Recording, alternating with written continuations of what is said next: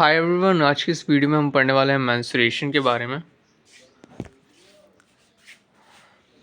Menstruation में यहाँ पर हम क्या देखेंगे, 2D मेंस्ट्रुएशन के बारे में हम पढ़ने वाले हैं। हम एरिया और पैरामीटर दो चीज़ इसमें निकालते हैं। एरिया हम मेज़र करते हैं यूनिट स्क्वायर में और पैरामीटर हम मेज़र करते हैं यूनिट में। कुछ इंपॉर्टेंट यूनिट्स हैं जो आपको यहाँ पर ध्यान रखनी चाहिए, जैसे कि 10 mm इक्वल टू 1 सेंटीमीटर होता है, 10 सेंटीमीटर इक्वल टू 1 डेसीमीटर होता है, 10 डेसीमीटर इक्वल टू 1 मीटर होता है, और 10 मीटर इक्वल टू 1 डेकामीटर होता है, और 10 डेकामीटर इक्वल टू 1 हेक्टोमीटर होता है। 1 किलोमीटर इक्वल टू 1000 मीटर होता है, ये तो पता ही होगा। 1 किलोमीटर इक्वल टू 10⁵ सेंटीमीटर होता है। अब हम पढ़ते हैं ट्रायंगल के बारे में। ट्रायंगल डिफरेंट ट्रायंगल्स के बारे में हम देखेंगे यहाँ पर। सबसे पहले हम देखते हैं स्केलेन ट्रायंगल के बारे में। इसमें क्या है, यहाँ पर a is not equal to b, b is not equal to c, मतलब कि इसकी तीनों साइड जो होती हैं वो अनइक्वल रहती हैं। और पैरामीटर इसका क्या होगा, ए प्लस बी प्लस सी। एरिया की बात करें, एरिया हम कैसे निकालते हैं स्केलेन ट्रायंगल का, क्योंकि इसमें सब साइड्स अलग अलग हैं, तो इसमें हम हीरोन्स फार्मूला का यूज़ करते हैं, जिसमें हम पहले क्या निकालेंगे, सेमी पैरामीटर निकालेंगे। सेमी पैरामीटर का फॉर्मूला होता है ए प्लस बी प्लस सी, मतलब तीनों साइड का सम अपॉन में 2, इसे इसको सेमी पैरामीटर कहते हैं। उसका इस फॉर्मूले में इसको लगा के हीरोन्स फार्मूला में हम क्या करते हैं, इसको फाइंड कर सकते हैं इसका एरिया। अगर क्वेश्चन में कई बार ऐसे भी आता है कि मीडियन से बने हुए ट्रायंगल का एरिया आपको दे रखा होता है, आपको ट्रायंगल का एरिया बताना होता है, तो मीडियन से बने हुए ट्रायंगल का एरिया, जैसे कि हम यहाँ पर इस डायग्राम में भी देखें तो AD हमारा, AD CF और BE हमारा क्या है, मीडियन है, और उनको मैंने इनसे MA MB MC से डिनोट करा है, तो ये हमारे मीडियन है। और मीडियन से बने ट्रायंगल का फॉर्मूला ऐसे कैसे निकालेंगे, मतलब area of triangle equal to 4/3 median से बने हुए ट्रायंगल का एरिया। ठीक है, यहाँ से आप एरिया ऑफ ट्रायंगल निकाल सकते हो, या फिर एरिया ऑफ ट्रायंगल आपको दिया गया हो तो मीडियन से बने हुए ट्रायंगल का एरिया आप निकाल सकते हो इस फॉर्मूले में पुट करके। नेक्स्ट अब हम देखते हैं यहाँ पर, अगर मान लो एक ट्रायंगल आपको दे रखा हो, परपेंडिकुलर ऐसे दे रखा है, AD परपेंडिकुलर है BC में, और तो उसका फॉर्मूला कैसे, एक और एरिया ऑफ ट्रायंगल कैसे निकाल सकते हैं, एक तो हम हीरोन्स फार्मूला की मदद से निकाल सकते हैं, और एक half base into corresponding height निकाल सकते हैं। करस्पॉन्डिंग हाइट का मतलब सामने वाली हाइट, जो BC बेस लिया तो सामने वाली हाइट उसकी कौन सी है, वो ये है। अब यहाँ पर अगर मान लो थीटा, मतलब कि आपको अगर कोई डिग्री की फॉर्म में दे रखा है, तब हम कैसे निकालते हैं एरिया। देखो मान लो यहाँ पर एक आपको ट्रायंगल दे रखा है, ABC ट्रायंगल है, इसमें मान लो ये थीटा है। ओके, तो जब हमें AD गिवन ना हो, क्योंकि अगर हमें AD गिवन होगा तो हम BC मल्टीप्लाई AD उसका हाफ, इससे एरिया इस वाले फॉर्मूले से ऊपर वाले से निकाल सकते हैं। लेकिन हमें मान लो AD गिवन नहीं है और हमें यहाँ पर थीटा गिवन है, तो थीटा की वैल्यू यहाँ पर आप इस फॉर्मूले में देख सकते हो, area equal to half AC, A ये है साइड पूरी, BC जो है A है, और ये AB जो है ये C है, तो AC A multiply C multiply sine theta, theta की जो भी यहाँ पर वैल्यू हो वो। ये आया कैसे, ये हम देख लेते हैं। जैसे कि मैंने बिल्कुल नॉर्मल वही फॉर्मूला लगाया, हाफ बेस इनटू हाइट, तो बेस क्या है हाफ, बेस क्या है BC, हाइट क्या है AD। AD की वैल्यू हमें फाइंड करनी है। AD क्या मैं लिख सकता हूँ यहाँ पर, थीटा मुझे गिवन है, तो साइन क्या होता है, परपेंडिकुलर अपॉन हाइपोटेनियस। तो परपेंडिकुलर क्या है AD, AD लिख दिया, हाइपोटेनियस क्या है, ये हाइपोटेनियस है हमारी C, इसको मैंने नाम दे दिया, तो ये C। Okay, equal to sine theta, sine theta की इक्वल होगी। उसके बाद हमने इसको क्या करा, ADC को सेट भेज दिया, तो AD की वैल्यू आ गई C मल्टीप्लाई साइन थीटा, तो इसलिए वहाँ पर मैंने C मल्टीप्लाई साइन थीटा लिखा। A क्या है यहाँ पर, ये बेस है। यहाँ पर अब आपको स्केलेन ट्रायंगल के अंदर वो निकालने के लिए आ सकता है, इनर रेडियस या सर्कम रेडियस। तो उसमें इनर रेडियस कैसे निकालेंगे, इनर रेडियस को हम स्मॉल r से रिप्रेजेंट करते हैं, जिसका फॉर्मूला होगा area of triangle upon semi parameter, जो कि सेमी पैरामीटर आपने ऊपर निकालना भी सीख लिया। और सर्कम रेडियस का फॉर्मूला होगा यहाँ पर ABC अपॉन में 4 मल्टीप्लाई एरिया ऑफ ट्रायंगल, ये ट्रायंगल एरिया को रिप्रेजेंट कर रहा है। नेक्स्ट अब हम बढ़ते हैं, नेक्स्ट हम देखते हैं यहाँ पर, अगर आपको ऐसा कुछ दे रखा हो कि आपको एक ट्रायंगल दे रखा है, उसके यहाँ पर जो पॉइंट्स हैं उनकी वैल्यू दे रखी है। जैसे कि अब कार्टेशियन प्लेन में मान लो हमने ट्रायंगल बना रखा है, तो उसमें क्या हो सकता है, ऐसे ऐसे पॉइंट्स आते हैं कि एक्स वाई की वैल्यू ये तीन हमें दे रखी है, तो हम इसको ऐसे उनमें हम कैसे एरिया निकाल सकते हैं। तो इसका फॉर्मूला आप देख सकते हो, area equal to half bracket में x1 लोगे और माइनस कर दोगे दोनों के y2 y3 का, ठीक है, उससे मल्टीप्लाई कर दोगे x1 का, फिर प्लस x2 लोगे। अब x2 लिया है तो इन दोनों का माइनस, यानी कि y3 minus y1 plus x3 ले रहे हो और उसका आमने सामने वालों का y वालों का माइनस y1 माइनस y2, वो चीज़ यहाँ पर फॉर्मूला है और ये एरिया निकालने का फॉर्मूला है ऐसे ट्रायंगल अगर आपको क्वेश्चन में गिवन हो। सेंट्रोइड कैसे निकालेंगे, सेंट्रोइड ये देख सकते हो जी, यानी कि सेंटर कैसे निकालोगे, सेंटर निकालने का फॉर्मूला आप देख सकते हो कि x plus y plus sorry x1 x2 x3 upon 3, एक x की वैल्यू निकल जाएगी, comma y1 y2 y3 upon 3, तो ये सब सेंट्रोइड निकाल सकते हो। अब यहाँ पर हमें नेक्स्ट में क्या दे रखा है, मान लो पी क्यू आर ये मिड पॉइंट है हमारे इस ट्रायंगल के, वर्टेक्स अगर हमें निकालनी है उसकी, मतलब ए के, मान लो ये ए पी क्यू आर हमें दे रखा है, हमें ए बी सी की वैल्यू निकालनी है, तो हम इसको कैसे निकाल सकते हैं कि ए को निकालना है तो पी क्यू का प्लस करो, आर से माइनस, वही लिखा है, पर पी क्यू मतलब पास वाले साइड्स का जो पॉइंट है उनकी वैल्यू प्लस करो, सामने वाले से माइनस। बी की वैल्यू निकालनी हो तो P plus R minus Q, मतलब पी प्लस आर माइनस सामने वाली साइड से क्यू। सी का निकालना है तो क्या होगा, आर प्लस क्यू, सामने वाले से माइनस, पी से माइनस, यानी ये लिखा है यहाँ पर। स्केलेन ट्रायंगल का हो गया हमारा। अब बढ़ता है इक्विलेटरल ट्रायंगल की तरफ। इक्विलेटरल ट्रायंगल हमें क्या दे रखा है, ट्रायंगल हमें दे रखा है जिसकी साइड्स हमें इक्वल होती हैं, इसकी सब साइड्स है ना, हाइट इसकी एच से मैंने रिप्रेजेंट करी है। पैरामीटर की बात करें तो तीनों साइड का सम क्या होगा 3a। एरिया की बात करें तो एरिया इसका देख सकते हो √3a² अपॉन 4, ये इक्विलेटरल ट्रायंगल निकालने का होता है। ठीक है, इसको इक्विलेटरल ट्रायंगल में ही सिर्फ और सिर्फ यूज़ करना है कि सभी जगह यूज़ करने लगे। ठीक है, क्योंकि ए यहाँ पर रिप्रेजेंट क्या करिए इसकी साइड। हाइट निकालने का क्या फॉर्मूला है, आप देखो हाइट निकालने का क्या है, हाइट इक्वल टू √3a/2। अगर हम रेशियो की बात करें, कि एरिया और हाइट के बीच में क्या रेशियो है, मान लो आपको डायरेक्टली एरिया दे दिया जाए या हाइट दे दी जाए या साइड दे दी जाए, तो कैसे आप एरिया और ये हाइट निकाल सकते हो। तो इसका कैसे निकाला है, एरिया अपॉन हाइट लिखा है तो एरिया वाला फॉर्मूला मैंने लिखा, डिवाइड बाय हाइट वाला फॉर्मूला लिखा, तो मैंने इसको ऊपर लाएंगे मल्टीप्लाई में तो उल्टा हो जाएगा, काट पीट के a/2 आया। तो एरिया और हाइट का रेशियो जो होता है हमारा a/2 होता है। इसकी मदद से भी आप बहुत सारे न्यूमेरिकल सॉल्व कर सकते हो। नेक्स्ट अब हमें यहाँ पर दे रखा है एक ट्रायंगल दे रखा है, वो इक्विलेटरल ट्रायंगल है, ए इसकी साइड है, बीच में हमारा ये क्या परपेंडिकुलर यहाँ पर डला हुआ है। ठीक है, और यहाँ पर आप देख सकते हो, यहाँ पर मैंने लिखा है इसकी वैल्यू √3a/2। जी हमारा यहाँ पर सेंटर है और ये आर हमारा क्या सर्कम रेडियस, और ये स्मॉल आर क्या है इनर रेडियस।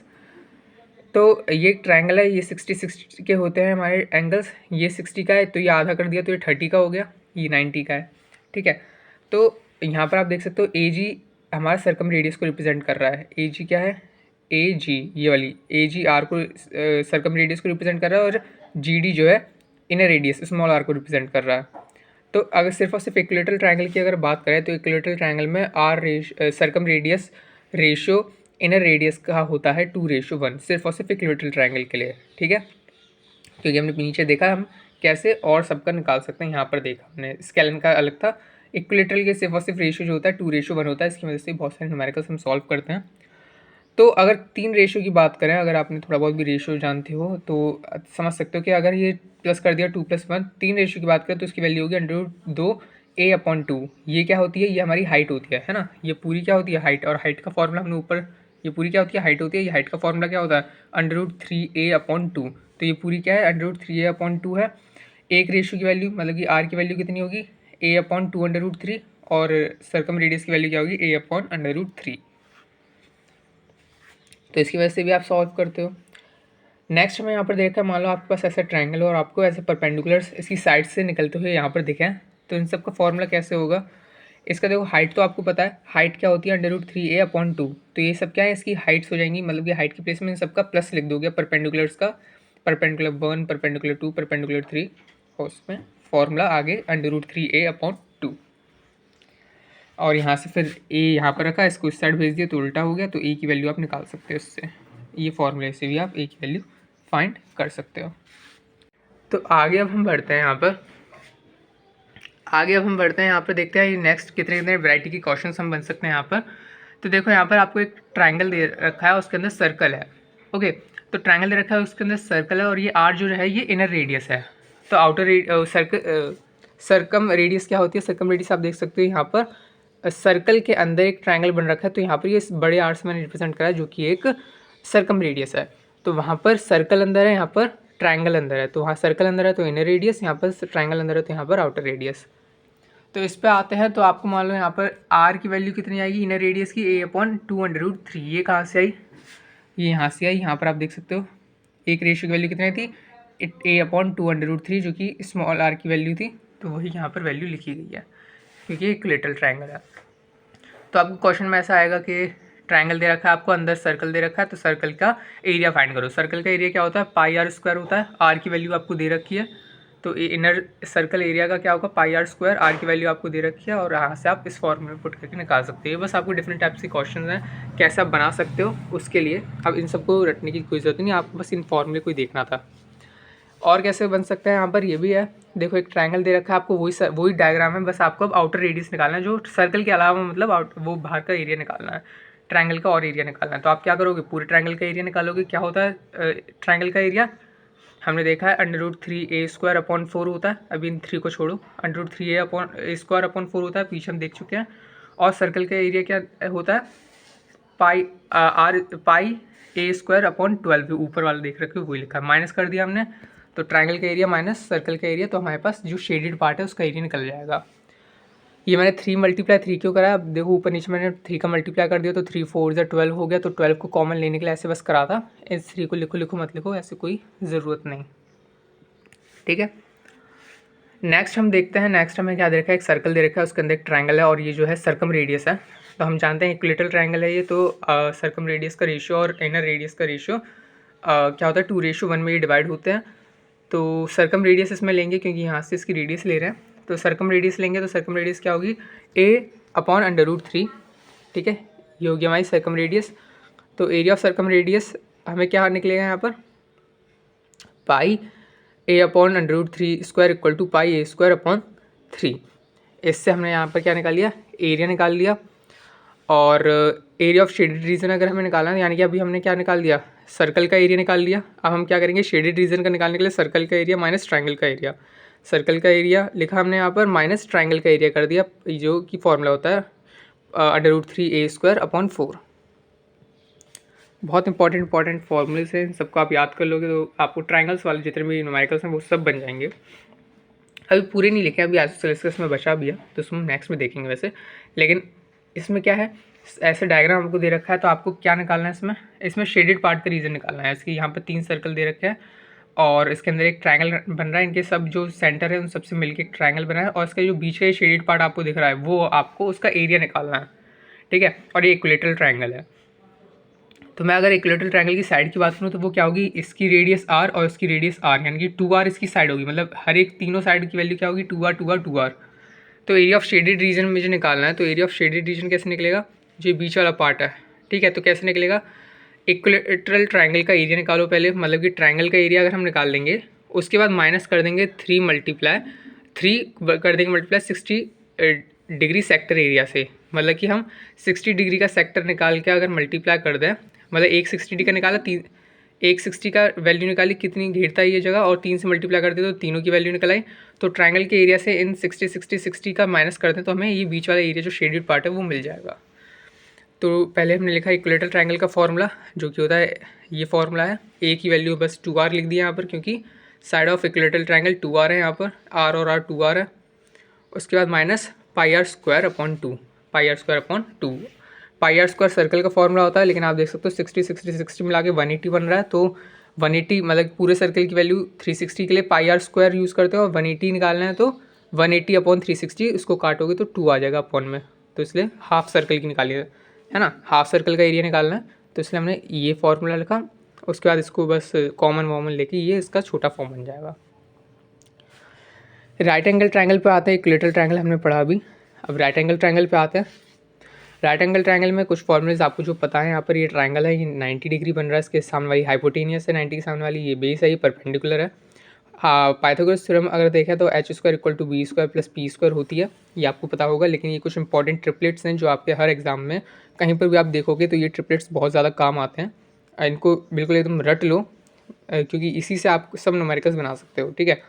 क्योंकि आपको कोई भी साइड दे रखी होगी, उसको आप लोएस्ट फॉर्म में करोगे तो आप इसको लोएस्ट फॉर्म में करके ये ट्रिपलेट्स बन जाएंगे। उसके बाद आप उसको मतलब इससे आप सब सॉल्व कर सकते हो, इसको याद करना है नोट्स में।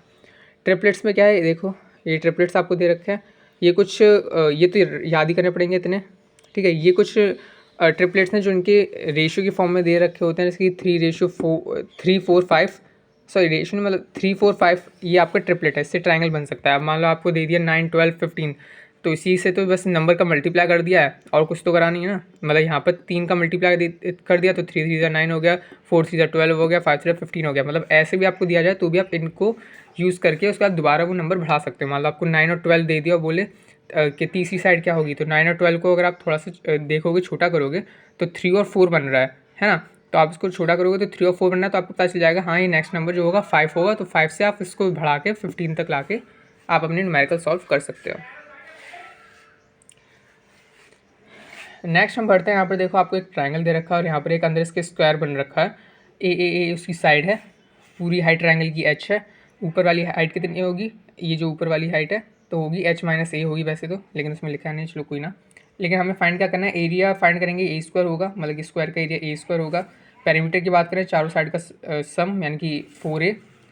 अगर आपको आए कि साइड ऑफ स्क्वायर निकालना, मतलब आपको ए की ए निकालना है, अगर ऐसा है साइड ऑफ स्क्वायर निकालना है, तो उसका फॉर्मूला क्या होगा, base multiply height upon base plus height होता है।